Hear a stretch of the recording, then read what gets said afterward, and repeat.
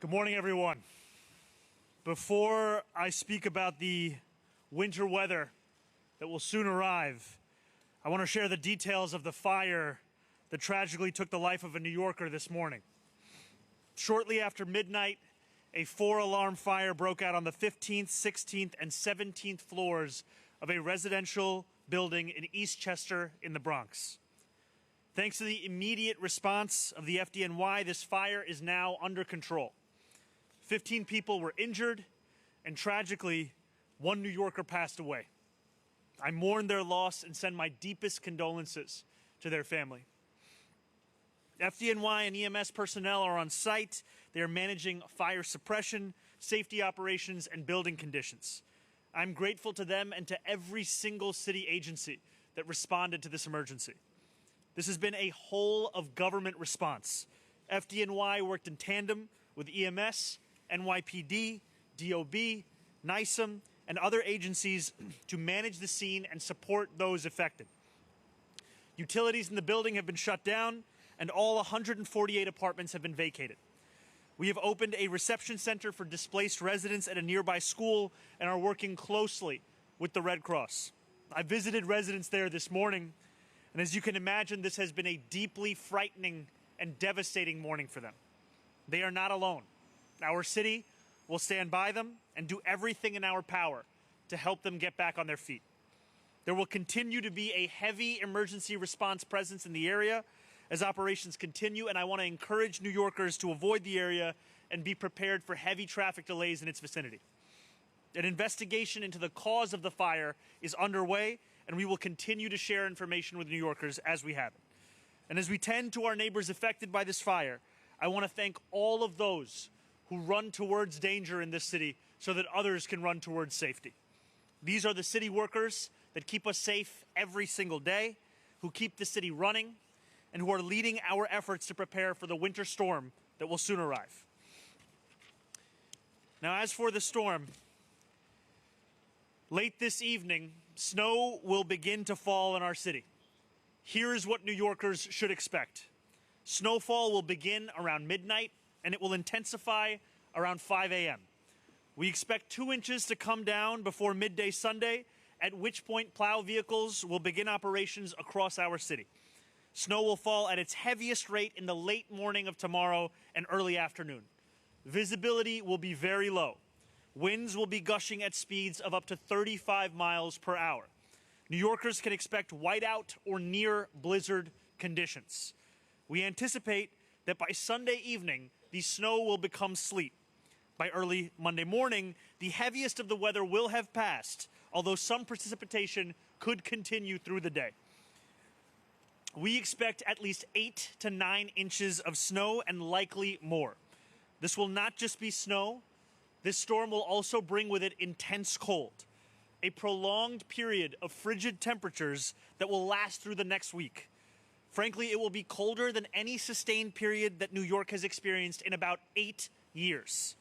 But New York, whatever comes for it, this city is ready. Over the past days, city workers have worked tirelessly to prepare our city for the snow and for the cold.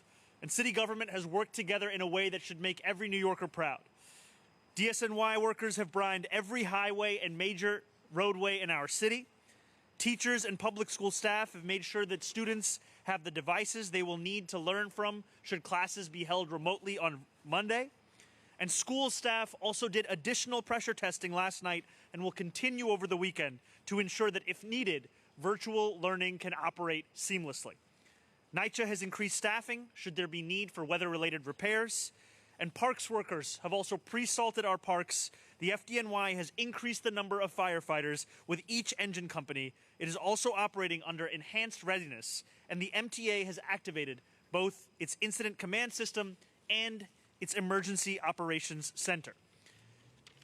Additionally, New York City's Emergency Management Department has activated their winter weather plan and held daily coordination calls with city, state, and utility partners, as well as with the National Weather Service. We have monitored 311 reports from past snowstorms to gather information on where city services were previously inadequately provided. Areas where not enough salt was laid, for example, areas that were overlooked, and we are now going to be addressing those shortcomings in advance of the storm. The result is a city where every agency is working in lockstep with the other. We are thoroughly equipped, and we are ready for whatever winter weather comes this Sunday. Make no mistake, we are taking every precaution, and we are prepared for every possible amount of snow.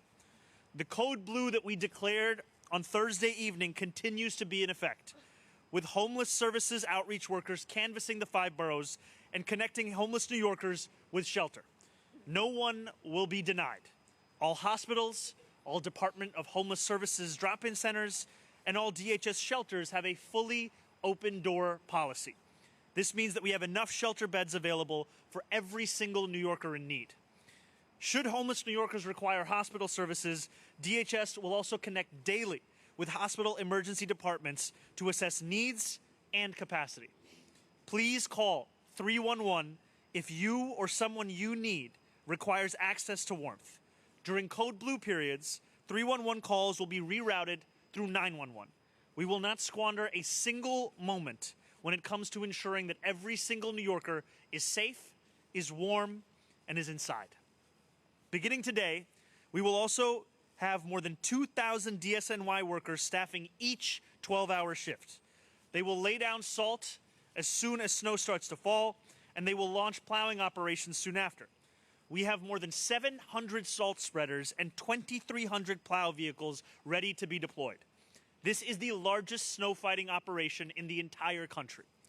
DSNY will be supported by the NYPD, who are on standby to provide escorts if needed. EMS will also work closely with NYPD, and ambulances will also receive escorts if necessary. On Sunday morning, NYSEM will activate its Emergency Operations Center.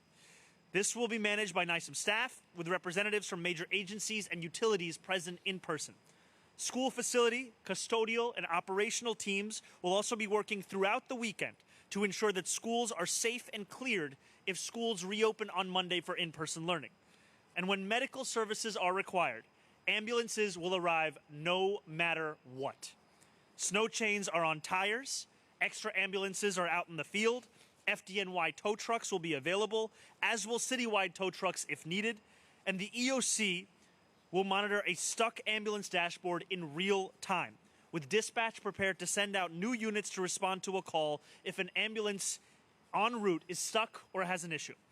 Make no mistake, New Yorkers, the full power of this city's enormous resources are prepared, poised, and ready to be deployed.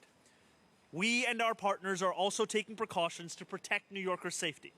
City bike service will be suspended beginning at 12 p.m. tomorrow. Early voting has been suspended for tomorrow as well as Monday by the State Board of Elections.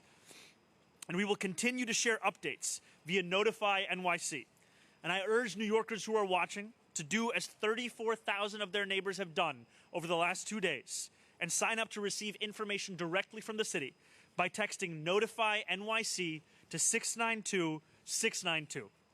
Now, no matter the weather, the hardworking men and women of DSNY, emergency management, first response, and so many other parts of city government will continue to do their jobs. But I am asking New Yorkers to also do everything they can to make those jobs just a little bit easier. On Sunday and Monday, a hazardous travel advisory will be in effect. Please, if you can avoid it, do not drive, do not travel, do not do anything that could potentially place you or your loved ones in danger. Instead, I urge every New Yorker who can to put a warm sweater on, turn on the TV, watch Mission Impossible for the 10th time, above all, to stay inside. We are ready for this storm together, and together, New York, we are going to get through this. Stay warm, stay prepared, stay safe. Thank you very much. Thank you. We'll take this on-topic question, please, Victoria. Go ahead, Gloria. Mr. Mayor, hi, how are you? How's it going, Gloria?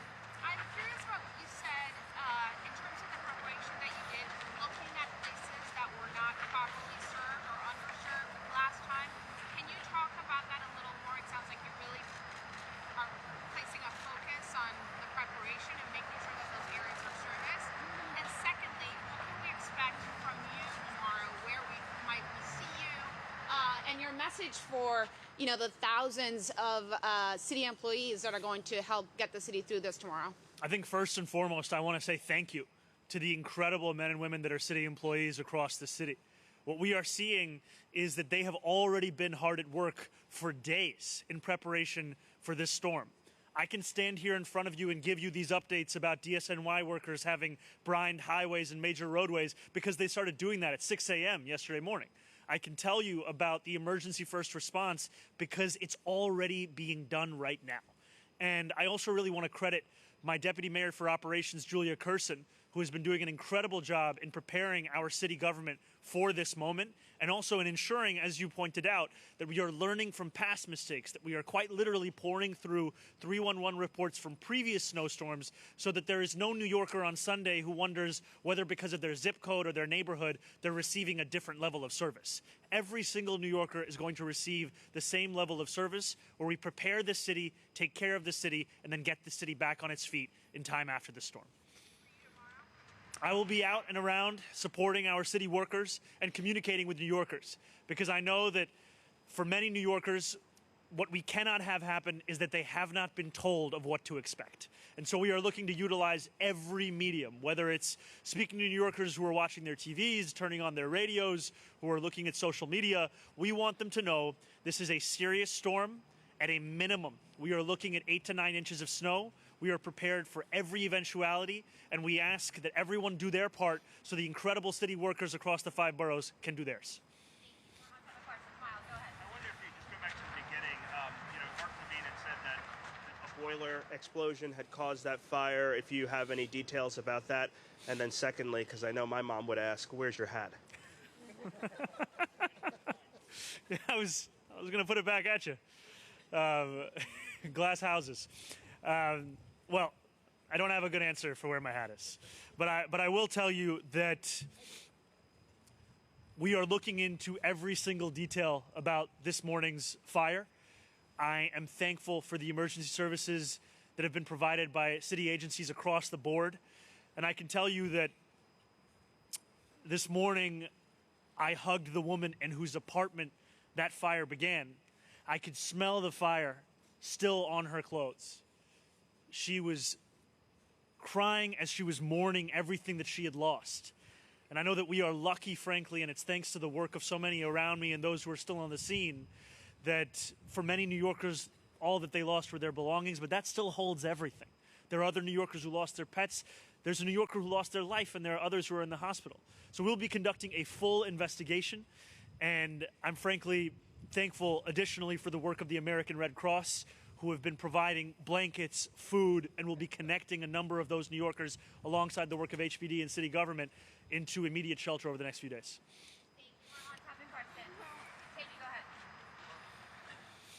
What's been the coolest niche weird thing you've learned in your first time managing the response to a snowstorm? I think grasping the enormity of the work that city workers do every day, in and out.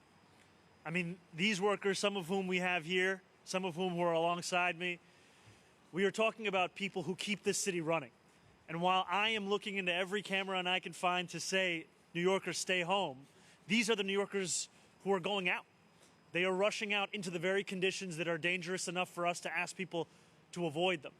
And the gratitude I have for these workers, it is truly, it knows no bounds. Because the other day I celebrated a graduating class at DSNY. I was there alongside the commissioner. And along with the close to 100 new DSNY workers, we also were celebrating workers who had been there for 20 years, 30 years, 40 years. I think there was a man who was there for 50 years. People who have given their lives to this city. And we owe them a debt of gratitude because what they have done is allow for this to be the greatest city in the world. Thank you.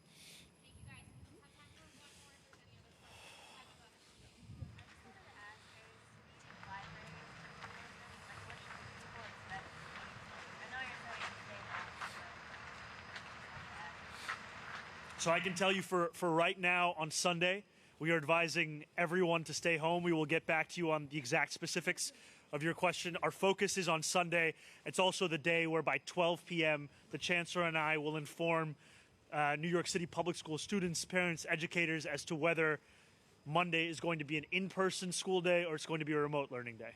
Thank you guys so much. Thank you. Very much. Thank you, guys. Decision a little more. I know it's going to come on Sunday. Quickly, and then we'll have to go. But kind of walk us through what you're weighing to decide whether or not to open the schools or keep everyone home and remotely To put it very simply, safety. We are weighing the safety of everyone involved.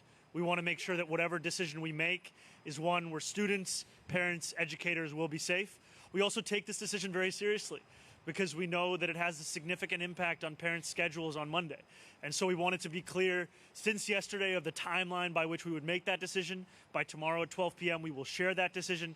And we've also been doing a significant amount of stress testing to ensure that if we were to go remote, that the system is prepared for hundreds of thousands of students to be logging on and to have a productive school day. Thank you all so much.